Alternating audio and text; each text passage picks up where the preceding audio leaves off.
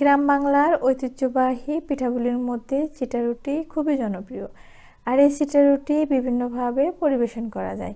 আমার আজকের আয়োজনে রয়েছে পুর ভরা চিটা রুটি। সকাল কিংবা বিকালের নাস্তায় ঝটপট তৈরি করে পরিবেশন করা যায়।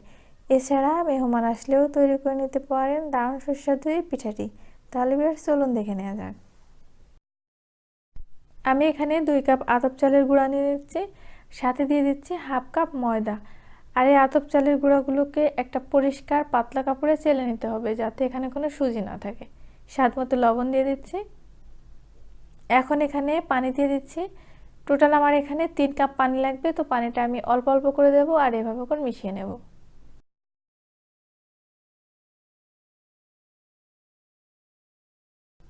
এখানে আমি 1 টেবিল চামচের মতো তেল দিয়ে দিচ্ছি।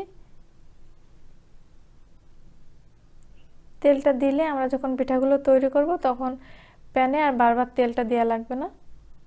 খুব ভালো করে মিশিয়ে দিতে হবে।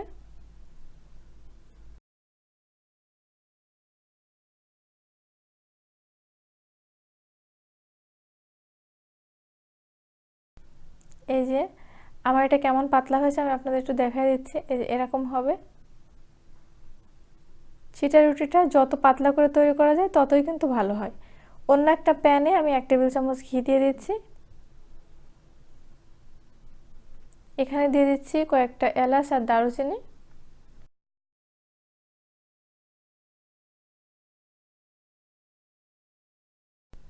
1 কাপ সুজি দিয়ে দিচ্ছি। এই সুজিটাকে ঘিয়ের সাথে একটু ভালো করে ভেজে নিতে হবে।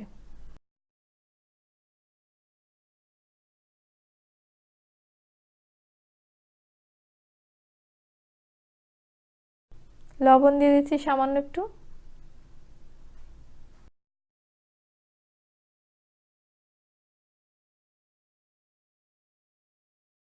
এখন আমি এখানে 2 কাপ দুধ দিয়ে দিচ্ছি, দিয়ে এটাকে খুব ভালো করে মিশিয়ে নিচ্ছি। প্রথমে 1 কাপ দিচ্ছি, এরপর আমি আরও 1 কাপ দেব।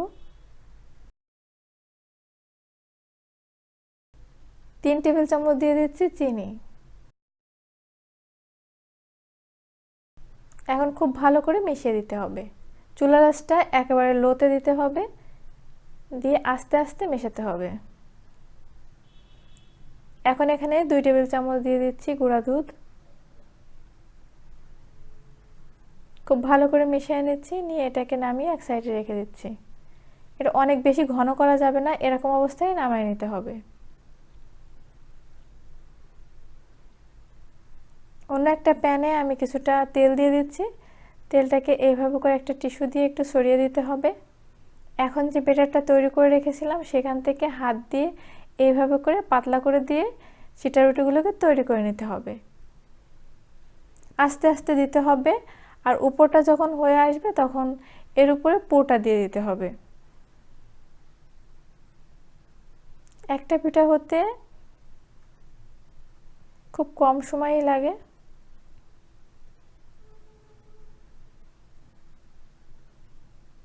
তিরিশ সেকেন্ডের মতো লাগে একটা পিঠা তৈরি হতে। একইভাবে সবগুলোকে আমি তৈরি করে নিচ্ছি।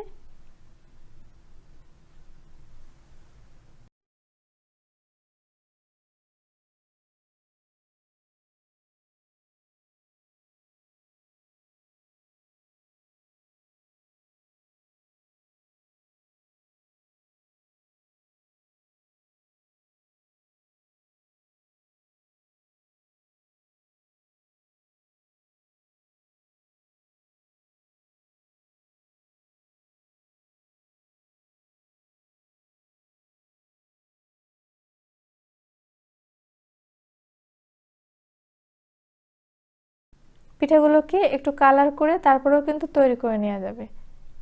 আপনি চাইলে যে আপনার পছন্দের যে কোনো ফুড কালার এর মধ্যে দিয়ে নিতে পারেন।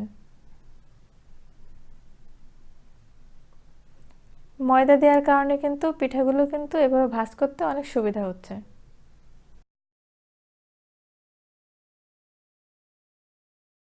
ব্যাস আমার সবগুলো পিঠা তৈরি করা হয়ে গেল।